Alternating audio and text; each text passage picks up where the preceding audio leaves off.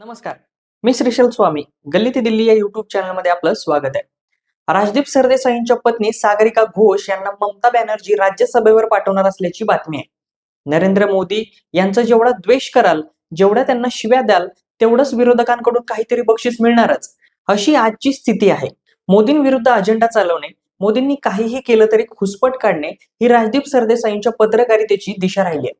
दिल्लीमध्ये जेव्हा पंजाबमधील शेतकऱ्यांनी आंदोलन केलं होतं, तेव्हा एका ट्रॅक्टर ड्रायव्हरचा मृत्यू झाला होता. परंतु राजदीप सरदेसाई यांनी अशी बातमी दिली होती की पोलिसांच्या गोळीबारामुळे त्याचा मृत्यू झालाय.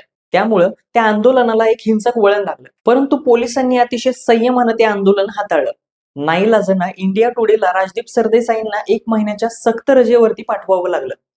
पत्रकारितेत आजची स्थिती अशी आहे की आम्ही तुमचा अजेंडा पुढे चालवतो, तुम्ही आम्हाला काहीतरी द्या, अशा प्रकारची मागणी होत असते. सागरिका घोष यांच्यानंतर लाईनमध्ये आणखीन बरेच ज्येष्ठ पत्रकार आणि संपादक आहेत.